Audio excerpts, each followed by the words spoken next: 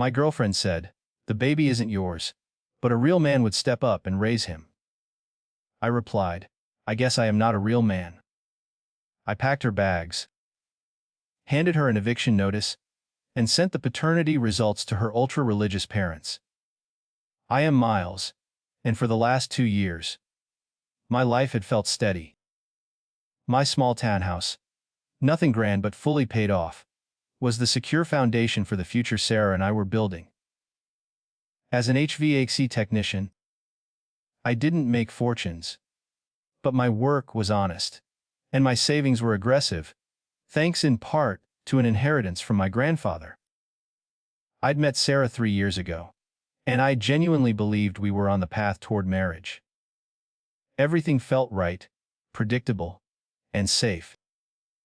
That safety was what she sought, and what I thought I was offering. 8 months ago, when Sarah told me she was pregnant, I was over the moon. The idea of fatherhood, of building a small, strong family within the walls of my home, was overwhelming. The first thing I did was clear out the spare room. I started converting it into a nursery, painting the walls a calm, soft gray. I drove 2 hours one weekend to pick up a sturdy wooden crib I had found on sale. I spent weekends assembling baby gear, humming absent-mindedly. Every action was an investment in a shared future I assumed was true. Looking back, the signs were there, cloaked in excuses and hormones. Sarah grew distant throughout the pregnancy. She was secretive with her phone, often snapping if I tried to look over her shoulder. Her moods were unpredictable, swinging between tearful neediness and flat, cold silence. I dismissed it all. I told myself she was exhausted. I rubbed her swollen feet after her long shifts. I drove her to every prenatal appointment, sitting in uncomfortable, waiting room chairs while I studied brochures for car seat safety. When she had brutal morning sickness, I held her hair back, murmuring assurances that it would all be worth it.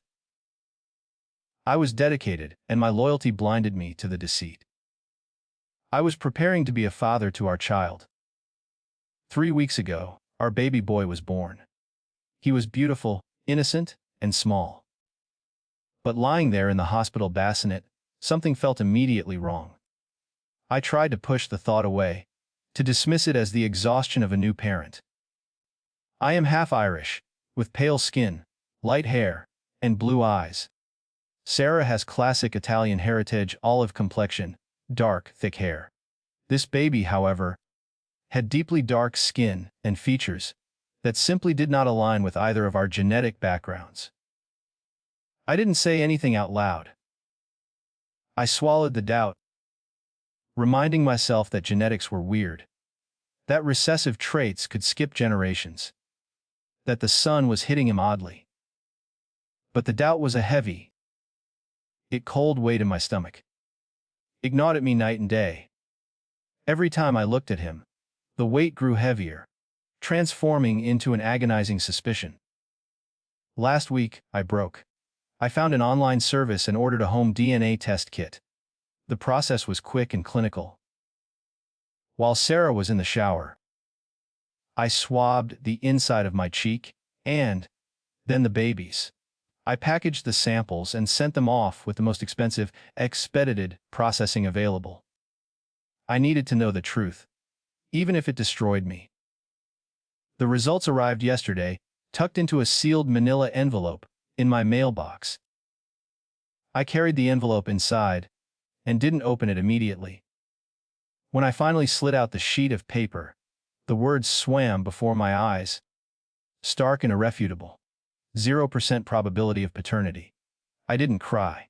I didn't rage. I didn't throw anything. For 4 hours, I sat at my kitchen table, just staring at the sheet of paper. 3 years. 2 years living together. 8 months of pregnancy where I had planned, sacrificed, and loved. All of it was built on a lie. She had known the whole time. She had let me prepare for a life she knew was false, banking on my dedication. hoping I'd be too invested to ever walk away. The betrayal was not just the cheating, it was the 8 months of calculated deceit that followed. I processed the pain until all the emotion drained away, leaving behind only a hard, protective core of logical clarity. The planning for what came next had already begun. The decision had been made in the quiet of those 4 hours. When Sarah finally came home from visiting her mother yesterday evening, I was still sitting at the kitchen table, the damning results laid out clearly before me. She put her purse down on the counter, her usual small talk dying in her throat, when she saw the paper. "What is that?" she asked, her voice tight, already sounding like a cornered animal. I picked up the sheet and slid it across the wooden surface until it rested directly under her gaze. DNA test. The baby isn't mine. 0% probability of paternity. I watched her face as she read the words. It was like watching a short circuit. Shock flashed across her eyes, followed instantly by a wave of pure fear, and then, surprisingly, a flash of pure, cold anger. The anger settled, hardening her expression into something defiant and calculating. "Okay," she said slowly, picking up her purse again, trying to convey a sense of calm control. "I was going to tell you eventually." "Eventually?" When was eventually? I kept my voice flat, every word measured. His graduation. When he needed a bone marrow transplant. When was the appropriate time to inform the man you allowed to rub your feet for 8 months that the life we were building was fake? She sighed, a dramatic gesture designed to make me feel small. "Don't be dramatic, Miles. Look, yes, I made a mistake. It was one time. It didn't mean anything. But you've been here this whole time. You bonded with him. He knows your voice. You drove me to the appointments. You bought the crib. A real man would step up and raise him regardless." I didn't immediately respond. I felt a deep, humorless laugh building in my chest, tasting like dust and betrayal. She had just confessed to a 3-year-long deception and followed it up by questioning my manhood. I let the sound out, a single, sharp burst that signaled I had recognized her trap.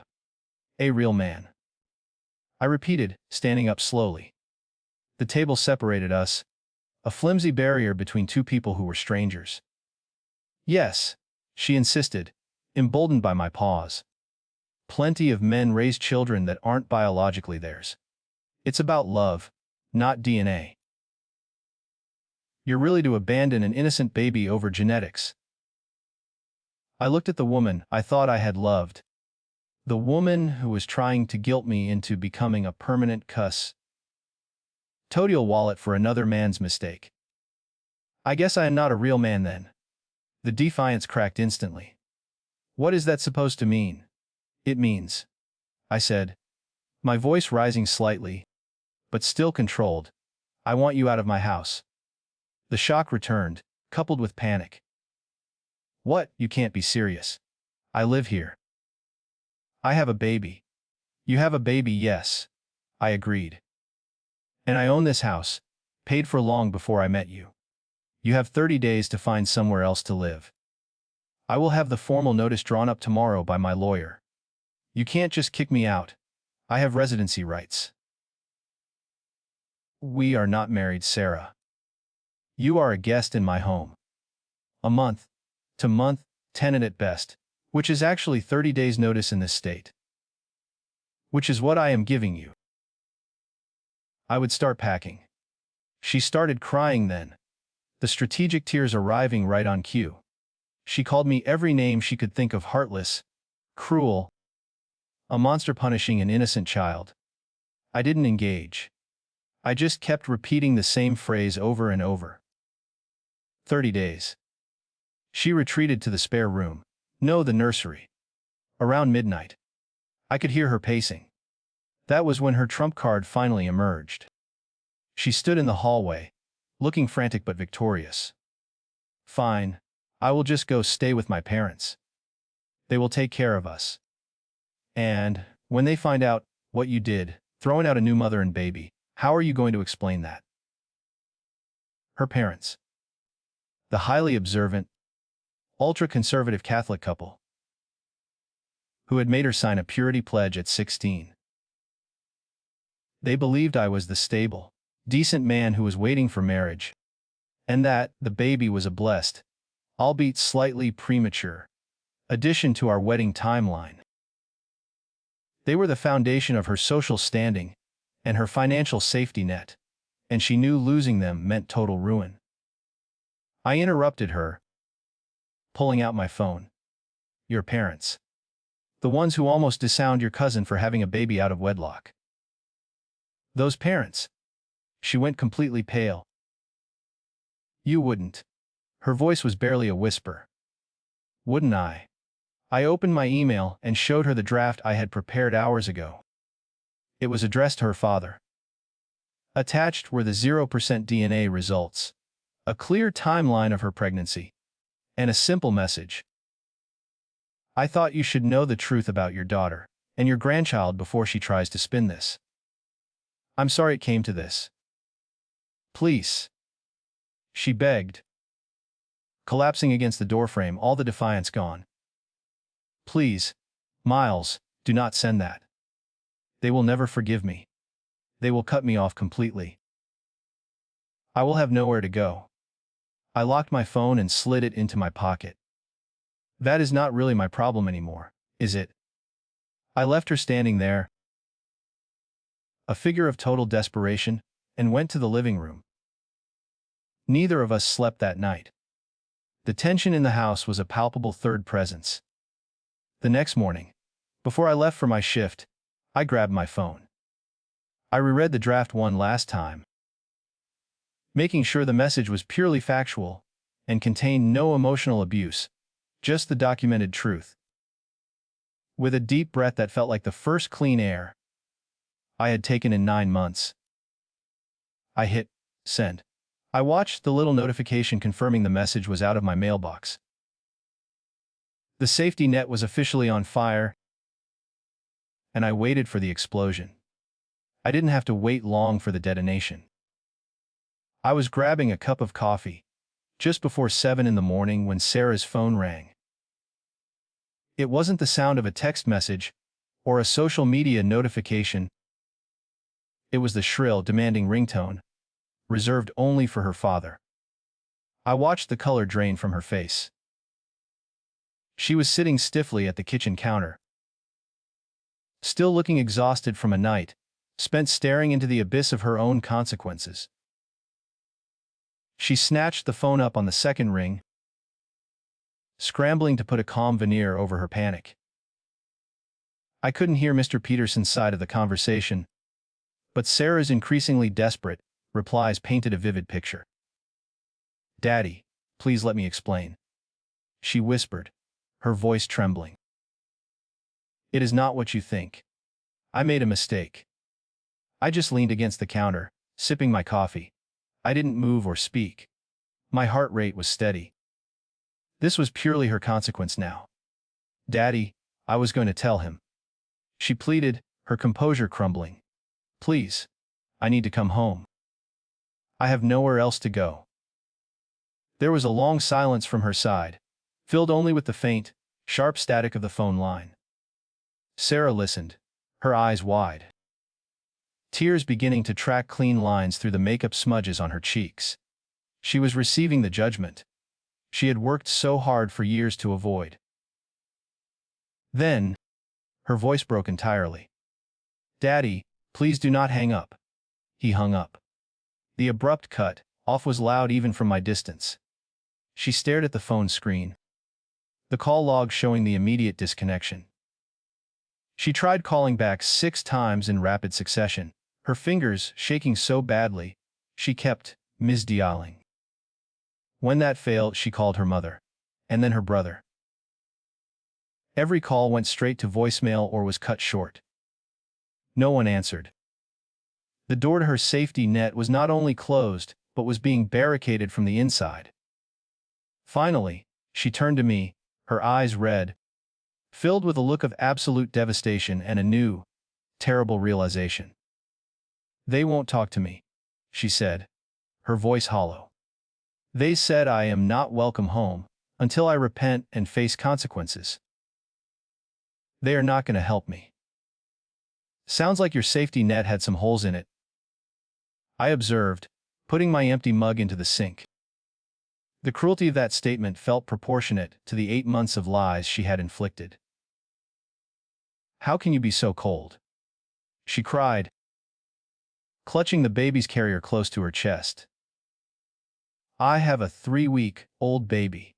You have a 3-week-old baby that you tried to pass off as mine for 8 months. I countered immediately, without inflection. "Maybe longer, if I had never found out.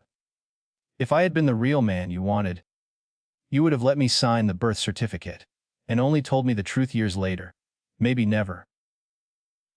"I was scared," she shouted. "I did not know what to do. So you decided to make me an unknowing cuckold, and hoped I would be too invested to leave by the time the truth came out," I finished. "That is not fear, Sarah. That is strategy. It is calculated fraud." She didn't have a response to that. Her defenses were entirely focused on moral blackmail and emotional manipulation, both of which evaporated when faced with the logical consequence of her actions and her family's severe religious dogma. She retreated to the spare room, slept, sobbing, the sound echoing unnervingly in the small townhouse. The house now entered a new, tense phase. I had served the formal 30-day notice through my lawyer. She had tried to reach out to me again, begging for a single week's extension. But I refused. I needed that deadline to remain firm, a fixed point of reality in the chaos. I knew she was making calls throughout the day, trying to secure housing, but the combination of having a newborn and being cut off by her financially strong parents made her a dangerous liability to her friends. Slept. I overheard her repeatedly explaining the situation to sympathetic but unhelpful voices. Teeny apartments. Strict leases. Cannot take on a newborn. The atmosphere was thick with resentment and desperation. But the silence from the Peterson family was the most damning feature of all. Sarah's main weapon had always been shame and reputation. By preemptively revealing the truth, I had neutralized that weapon and turned it against her, forcing her to confront a future she had engineered entirely on her own. The consequences had begun, and there was no hiding from them. Now I waited to see what she would try next to save herself. The immediate chaos following the email gave way to a strained, pressurized stillness. We were living under the same roof, but the house had become two separate territories separated by invisible, electrified fences. Sarah was on her side, frantic, making endless calls. I was on mine, maintaining my distance, focused on my job, and simply waiting out the clock. Days 5 through 10 passed in this cold standoff. The first thing I did was address the lingering thread of doubt. Despite the overwhelming certainty of the home test, I needed absolute proof, legal standing, and psychological closure. I arranged for a second paternity test through a certified, independent lab. The process was discreet. I drove to the facility, provided my sample, and arranged for a legal courier to collect the baby's sample, all documented and signed off. When the results came back 2 days later, the report was identical, 0% probability. Seeing the state's official seal and the clinical terminology removed any faint possibility of error. It hardened my resolve further, confirming that my cold, calculated actions were entirely justified. I confined myself to the living room and my bedroom. Sarah was effectively trapped in the spare room nursery, only coming out to eat, shower, or make one of her countless, increasingly desperate phone calls. I often retreated to my garage workshop, just to listen to the blessed silence. I spoke only to Ethan, my best friend and co-worker. We were on a job installing a new condenser unit on a commercial roof when I finally told him everything. He just listened, his face grim, and when I finished detailing the real man speech and the subsequent email to her parents, he nodded slowly. "You did the right thing, Miles," Ethan said, tightening a bolt on the unit. "It is not cold, it is self-preservation. She was trying to trap you, hoping your good nature would override your common sense. You showed her the consequence of playing those games. She thinks I am a monster for not immediately offering to be the default father," I admitted. "She thinks that because she needed you to be a soft touch," Ethan replied, wiping sweat from his brow. "Your only mistake was letting her live in your house for 2 years without being married. You fixed the error. Don't second-guess yourself now." His straightforward validation helped anchor me. I was not being cruel. I was merely refusing to accept the role she had assigned me. Plan B. Sarah, meanwhile, continued her frantic search for accommodation. I heard her trying to reason, plead, and even guilt-trip various acquaintances. The conversations were all variations on the same theme. "I have nowhere to go. I can pay you back. And it is only temporary." The universal response was sympathy laced with refusal. A 3-week-old baby was too much of a liability for tiny apartments and busy roommates. I even overheard a brief, intense argument where a friend's boyfriend called the friend, forbidding her from taking Sarah in, making it clear the commitment was too great. Her attempts to use public opinion were neutralized. 2. Her friends were sympathetic to her plight, but also knew the Petersons were extreme fundamentalists. Most people assumed the parents had overreacted. No one seemed to know the core truth that I, Miles, was the one who had dropped the dime, and that she had been lying for 8 months. The shame was still compartmentalized within her own family. The next desperation play arrived late one afternoon. I was in the kitchen fixing dinner when I overheard her on the phone again. This call was different. Her voice was sharp, accusatory, and edged with a fragile hope. "Please, I need help. You need to take responsibility," she said, pacing the length of the living room carpet. I paused my cooking, realizing this was the real father. There was a long silence on her end, punctuated by her frustrated sigh. "I do not care if your wife does not know. This is your child, too." Another, longer pause. The denial must have been firm. "You can't just pretend this did not happen." "I am about to be homeless in 25 days. A final, sharp denial from the other end. "Do not you dare hang up on me," she shrieked. But it was too late. She hurled the phone across the room, where it hit the drywall with a muffled thud before clattering onto the floor. I was standing there, holding a spatula, and watching the scene unfold. She looked up at me, breathing hard, her face pale with shock and fury. "He is married," I asked, raising an eyebrow. "Separated," she muttered, bending to retrieve the phone. "Clearly not separated enough to help you out," I commented. I returned to my cooking, the message clear. Her first choice for a partner, the man who was actually the father, had utterly rejected her. My refusal to raise the child was merely the second layer of consequence. That evening, the entitlement returned, stronger than ever, fueled by the panic of a collapsing future. She cornered me after dinner, determined to appeal to my sense of self-preservation.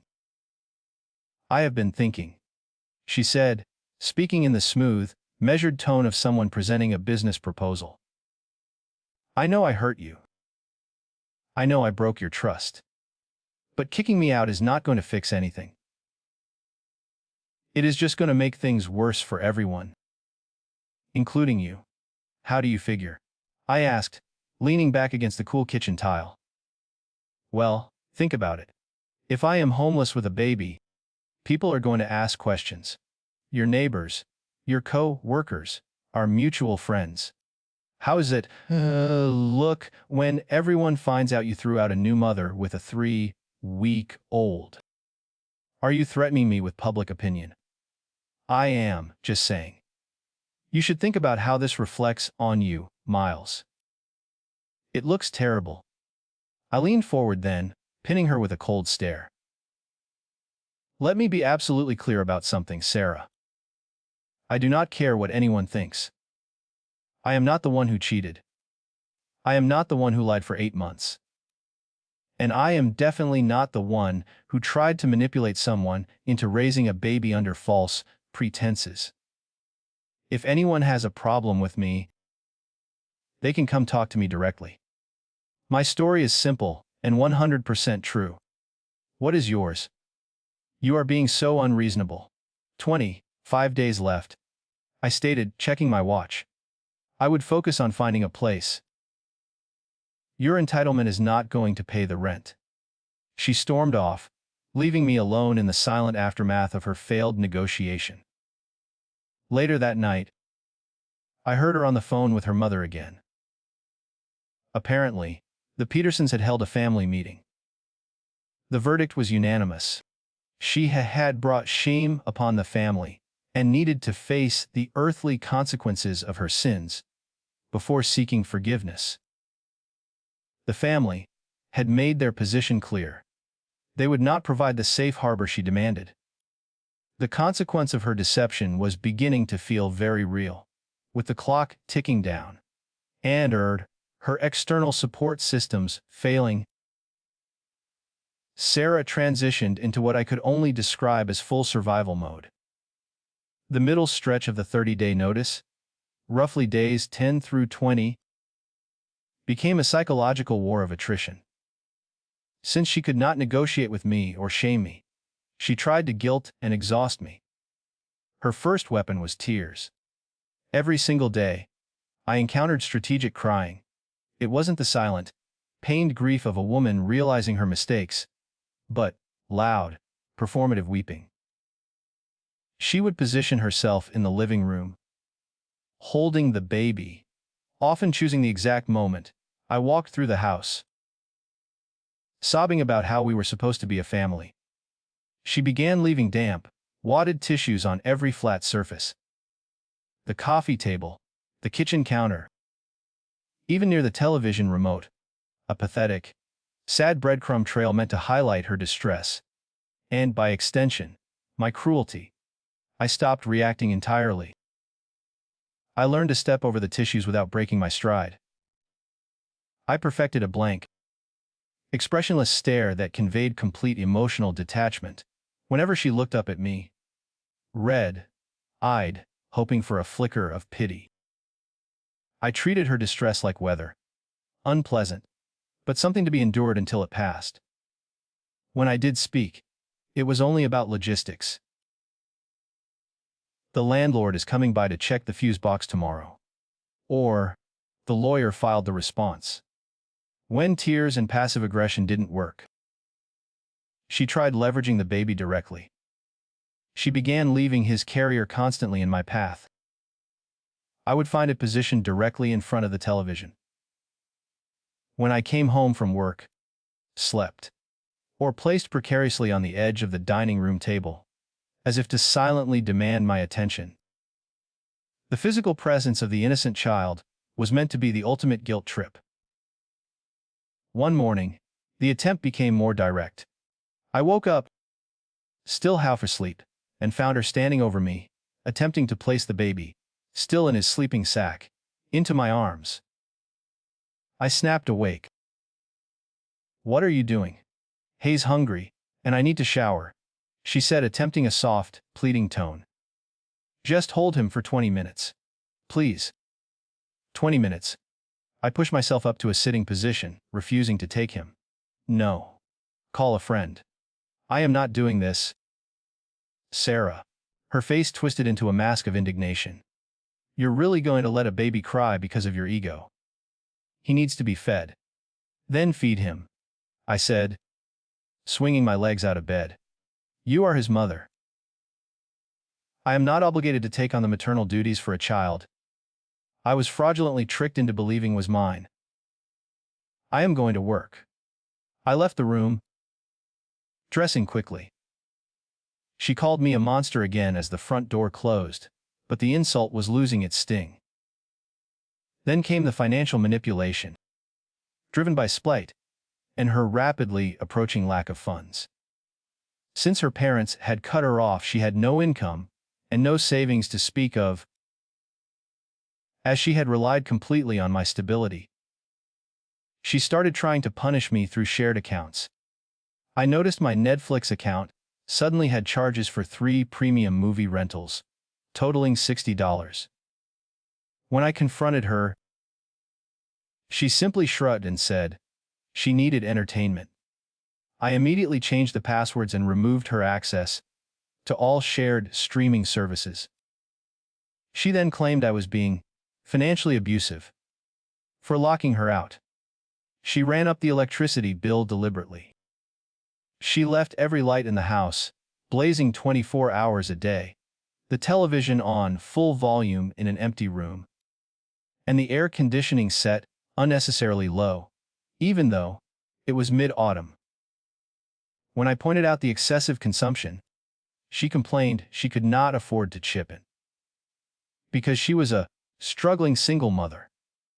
It was a petty, final attempt to exert control over my resources, since she couldn't control my emotions. I documented everything. Every accusatory statement, every incident with the baby, every itemized charge for the spike in the utility bills. I kept a running log in a locked file on my computer, noting the time and her exact words. My lawyer had advised this was crucial. If she tried to claim in court that I was harassing her or making the living situation untenable to try and force an earlier move out, my meticulous record keeping would prove she was the source of the conflict, and I was merely defending my boundaries. The financial and emotional drain was exhausting, but it confirmed my deepest suspicion. She did not see me as a person she had betrayed. She saw me as an obstacle she needed to overcome, a resource she was failing to extract value from. Her actions were not rooted in remorse, but in self-preservation at my expense. I held firm, reminding myself every morning, 20 days down, 10 to go. The end was in sight. The small, spiteful tactics Sarah had been employing came to a sudden, dramatic halt on day 18. The small, spiteful tactics Sarah had been employing came to a sudden, dramatic halt on day 18. I came home from work, expecting the usual array of strategically placed tissues and cold silence. But instead, the house felt heavy and strangely occupied. I closed the front door and realized why. Sarah's mother, Mrs. Peterson, was sitting stiffly on my living room couch. Her mother hadn't spoken to Sarah since the family meeting, hadn't returned a single call or text. Yet, there she was, perched like a judge in my home, wearing a dark wool coat and holding the baby boy in her arms. The baby was silent, swaddled in a hand-knitted blanket I recognized from a baby shower thrown by Sarah's cousins months ago. Mrs. Peterson gave me a look that wasn't rage, but rather a cold, profound disappointment that instantly brought me back to my own adolescence. "We need to talk," she stated, her voice tight and formal. I stayed standing, unwilling to cede any psychological ground by sitting down across from her. "Do we? Because I don't recall inviting you into my home, Mrs. Peterson. Your former girlfriend let me in," she corrected, adjusting the baby in her lap. "She is not my girlfriend. She is a soon-to-be former tenant who is outstaying her welcome, and she does not have the authority to invite anyone into this house." I noticed the tiny white scar above her left eyebrow. A small detail I had always found intimidating. I assume you came to discuss the situation. There is nothing to discuss, I said, my voice deliberately flat. She cheated, she lied. She tried to make me raise another man's child under false pretenses. She is leaving on day 30. End of discussion. Mrs. Peterson's face tightened further. She made a mistake, Miles. Young people make mistakes. But you, a grown man, are about to put a mother and an infant on the street. That is not a mistake. That is cruelty. I finally walked over and sat in the armchair opposite the couch, leaning forward slightly. This was the moment of external moral reckoning, and I refused to be swayed by it. Mom, with all due respect, your family refused to take her in. You told her she needed to face earthly consequences. Now you are here, telling me I should face the consequences instead, by giving up my home and my future to support her lie. You need to pick a lane. The challenge was direct, stripping away her moral superiority. She sputtered, caught off guard. That is different. We were teaching her a lesson about salvation. We assumed you would do the right thing. The right thing? You mean, raise a baby that is not mine while my ex benefits from my house, my income, my life, and never faces any true inconvenience. That is not right. That is being a doormat. That is being manipulated. I gestured toward the baby. Think about the child. I have thought about him. He is innocent in all this, but he is also not my responsibility. His mother and his actual father are responsible for him. Take it up with them. Sarah, who had been standing silently in the doorway, letting her mother fight her battle, flinched visibly at my final comment. Mrs. Peterson sighed, defeated. The confrontation had not gone as she planned. I wasn't the sweet, deferential fiancé she remembered. I was a man, defending his property and his right to honesty. She gathered her things and stood up. I thought you were a man of God, Miles. You are not the man we thought you were. The feeling is mutual about your daughter, Mrs. Peterson, I replied calmly. You have 30 days to remove your personal property from my home. Good day. She left shortly after, taking only her dignity. What little remained of it. Sarah immediately rounded on me, furious that I had destroyed her final, desperate negotiation tactic. The quiet, however, didn't last. 2 days later, on the afternoon of day 20, I came home to find a man in a rumpled suit waiting on my porch. He handed me a sheaf of folded paper and a small card. I had been served. Sarah was trying to claim tenancy rights. Her legal argument, which my lawyer later termed frivolous, was that evicting a mother with an infant constituted an undue hardship, and that she needed to demand a minimum of 90 days to transition. It was a Hail Mary pass, a final attempt to leverage the courts to delay the inevitable. I took the papers directly to my lawyer, a pragmatic woman named Dana. She actually laughed when I showed her the motion. This is not going to work, Miles, Dana assured me. She is not on the mortgage. She has no rental agreement. And you established clear, reasonable notice. 30 days is standard for a month-to-month guest situation. But we will respond formally just to cover our bases. The response was filed within hours. The waiting period was unnerving, even though Dana assured me it was merely bureaucratic noise. Sarah was suddenly upbeat, walking around with a smug expression, convinced she had bought herself 3 more months. The tension broke 4 days later. Dana called me, sounding relieved. The judge denied her motion. Immediately. He didn't even require a hearing. The 30-day notice stands. The legal threat had been diffused. Sarah's last official attempt to stop the clock had failed. We were now on day 20, 4. 6 days remained until she had to leave. I watched her face when I told her the news. All the smug confidence evaporated, replaced by raw panic. The end was coming fast. The judge's rejection of her motion crushed Sarah's remaining hope, and the final week, days 25 through 30, was marked by pure, unadulterated desperation. The judge's rejection of her motion crushed Sarah's remaining hope, and the final week, days 25 through 30, was marked by pure, unadulterated desperation. She realized that every play she had attempted, guilt, financial sabotage, family leverage, and legal maneuvering, had failed spectacularly. On day 28, she tried one last, highly calculated bid for control. I was in the kitchen, making myself a sandwich. She approached me quietly, holding herself with a strained dignity, as if presenting me with a valuable final concession.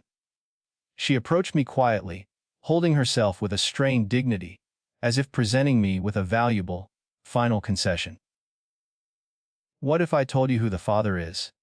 she asked. I did not even turn around. I continued spreading mayonnaise on the bread. "What about it?" "Sarah. You could go after him for child support," she explained, her voice gaining an eager, conspiratorial quality. "Help me get set up. It is only fair. He should be paying, not me suffering alone. You are good at getting lawyers to move fast. You could make his life hell." She was offering me revenge as a commodity, hoping to buy my continued involvement. She had calculated that my hurt pride would desire vengeance more than my freedom. I finally stopped and slowly turned to face her, putting the knife down on the counter. "Sarah, listen to me. That is between you and him. I am not your private investigator. I am not your collection agency. I am not your emotional clean-up crew. But I will tell you everything," she insisted, her eyes wide with frantic urgency. "I will tell you his name, his job, where he lives. You could ruin him. You could use those DNA results and make his wife leave him. Why would you give up that leverage?" I looked at the woman, who had lived in my home and slept in my bed for 2 years, and I felt nothing but a cool, deep finality. Why would I waste another second of my life on this situation? Think about that. You cheated. He cheated on his wife. You both made your choices. I am choosing to move on. That is it," she stammered. "You don't even want revenge." "Laddie," I said, leaning back against the counter, my arms crossed. "You losing your family, your housing, and your backup plan is the revenge. I do not need to lift another finger. I just need you gone." That was the last true negotiation attempt. After that, she simply became a ghost in the house, moving her belongings out in small, silent stages. The 30th day arrived like Christmas morning. I woke before dawn, acutely aware that the constant low hum of anxiety in my chest was beginning to fade. Today was the final boundary. Moving day was exactly as dramatic as I had expected. At 10 in the morning, a battered minivan pulled up to the curb. It wasn't the car of a professional moving company or a friend. It was Sarah's mother, Mrs. Peterson. Apparently, the family had reached a begrudging condition of the house slept.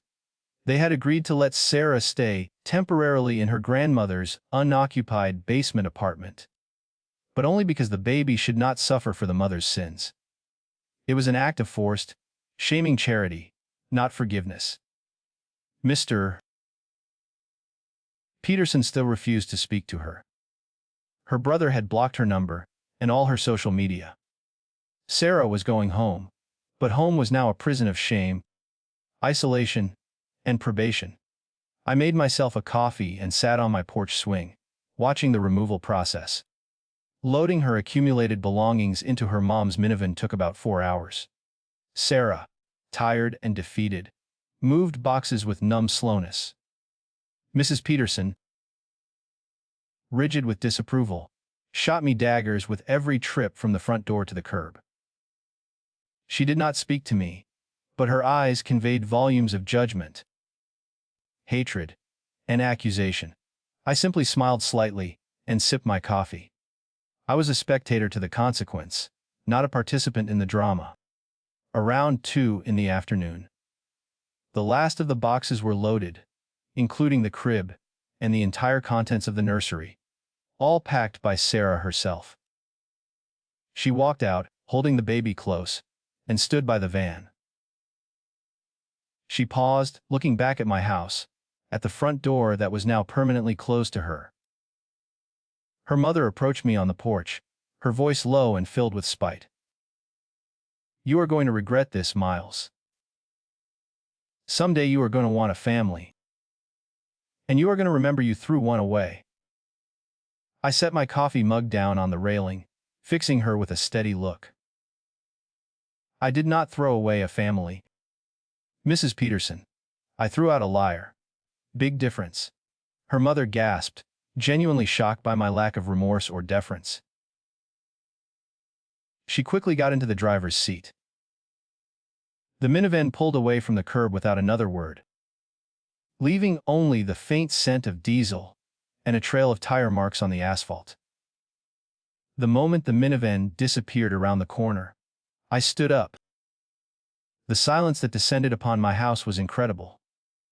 No baby crying, no passive-aggressive sighing, no strategic guilt trips, no furious pacing. Just quiet, vast, wonderful quiet. The air felt lighter, breathable again. The chapter was closed. The silence that night was a physical presence, soft and restorative. It was the sound of my life returning to normal, the sound of sovereignty. I didn't waste any time savoring the victory. I started the process of exorcising the ghost of her lie immediately. I cleaned everything. I stripped the spare room down to the bare walls, taking down the last of the temporary wallpaper Sarah had picked out. I disassembled the crib, the changing table, slept, and every piece of baby gear I had so enthusiastically assembled months ago. I packed it all neatly into boxes and drove it to a local women's shelter the next morning, ensuring it would go to people who actually needed it, untainted by the deception that had brought it into my home. I scrubbed the entire house top to bottom, removing every stray tissue, every smudge of makeup, every last trace of the resentment and manipulation that had choked the atmosphere for the last month. It felt like scrubbing away a psychic infection. I focused then on the aftermath, the consequences for the others involved. Sarah was now living in her grandmother's basement. Through mutual acquaintances, I pieced together the details of her new existence. Her parents had placed her on a severe form of family probation. She was required to attend weekly confession and family counseling through their church. They were providing minimal financial support, just enough to cover the baby's needs, but the relationship was shattered. She was essentially isolated, living under a cloud of deep shame. The consequences she tried so desperately to avoid were now her entire reality. The real father, the married man who had immediately denied responsibility, was facing his own disaster. His wife, who must have heard the news through the tight-knit social grapevine, found out about the affair and the baby's paternity. I heard they were now in the middle of a messy divorce. He was still publicly denying the child, but Sarah was pursuing a formal paternity demand. That entire toxic circus was completely outside my sphere of influence. It was no longer my problem. Sarah tried to contact me twice after moving out. The first was a text message a few days after she left, saying she had time to reflect and wanted to clear the air and apologize. I didn't even open the message fully, deleting the notification immediately. I had all the clarity I needed. The second attempt was indirect, through a mutual friend. The friend mentioned Sarah was really struggling with finances and asked if I could at least help with some baby supplies. I told the friend that I wished the baby well, but that I wasn't going to be involved in any capacity whatsoever. I explained that she was trying to regain a foothold, and that I was not a resource she could tap into anymore. The friend, thankfully, understood. My social circle fractured predictably. Some mutual friends thought I was harsh, that I should have done something for the baby. Others thought I was completely justified, pointing out that she tried to steal my life. I quickly stopped caring about the opinions of anyone who wasn't the one who had been lied to for 8 months and manipulated for 30 days. Their moral judgment was irrelevant to my reality. Financially, I was fine. The whole ordeal cost me about $1,500 in legal fees and a few hundred more in increased utility bills from her spiteful usage. That was a cheap price for freedom. I had saved myself from a lifetime of emotional and financial obligation to a person who fundamentally did not respect me. I started dating again, nothing serious yet, just putting myself back out there slowly. More importantly, I started therapy. It was essential to process the betrayal, not just the loss. The experience had left deep trust issues, and I needed help understanding why I had been so blind, and why I felt so protective of my stability. Do I feel bad for the baby? Yes, I absolutely do. He didn't ask for any of this. He has a mother who makes terrible decisions, a biological father who wants nothing to do with him, and a family that is going to treat him as a constant reminder of sin and shame. That is a rough start, and it is not his fault, but it is also not my responsibility to rescue him from his parents' choices. I spent 2 years building a life with someone who was lying to me the entire time. I spent 8 months preparing to be a father. I researched car seats, held her hand, and planned a college fund. All of that emotional investment was stolen from me through sheer deception. The people calling me cold can think what they want. I know the truth. Sarah didn't see me as a partner. She saw me as a safety net, a stable resource, someone safe enough to clean up her mess when her actual choices failed. I refuse to be someone's plan B. The house is quiet now. My fridge is full of food I actually like. My streaming queues aren't cluttered with shows I would never watch. My mornings are mine. My evenings are mine. My weekends are mine. She thought I would cave. She thought I would feel guilty or weak or desperate to keep the illusion of a family together. She thought wrong. I am not a real man by her definition. I am something better. I am a free one.